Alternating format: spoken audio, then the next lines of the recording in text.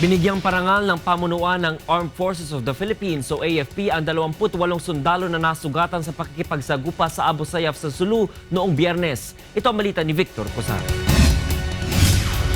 Personal na kinumusta ni AFP Chief of Staff General Gregorio Catapang ang 28 sundalong nasugatan sa engkwentro sa Abu Sayyaf noong Biyernes sa Talipao, Sulu.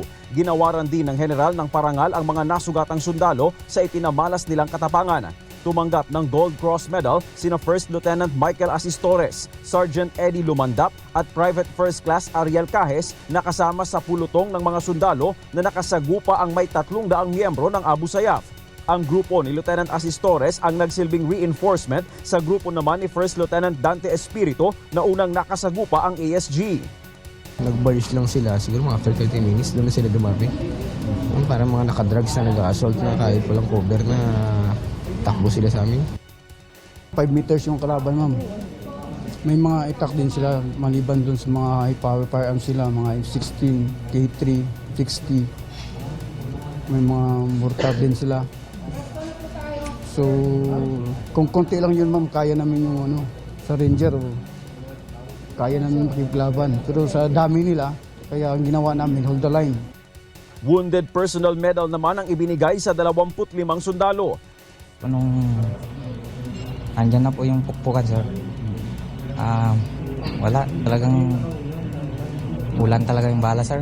Ang iniisip ko lang, sir, iniisip namin mag-response din sa kalaban kasi pag hindi kami mag-response, sir,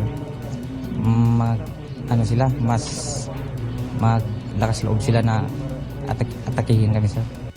Kasalukuyang nagpapagaling sa Camp Navarro General Hospital sa loob ng headquarters ng Western Mindanao Command ang mga sugatang sundalo. 2 naman sa kanila ang nasa isang pribadong ospital sa Zamboanga City kung saan naroroon ang kinakailangang kagamitan sa kanilang pagpapagaling. 5 sa mga kasamahan nila ang nasawi sa bakbakan. Ayon sa pinuno ng Sandatahang Lakas, bayani ang mga sundalong ito.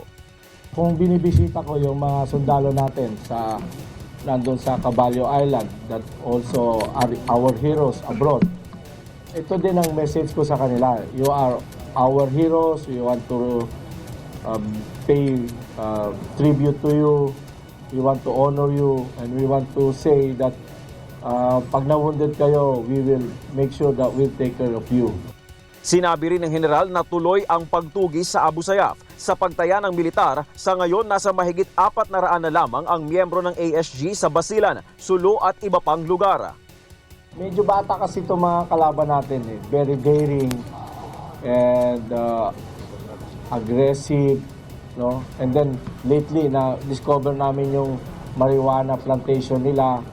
So they might be into drugs. No? We're still confirming that.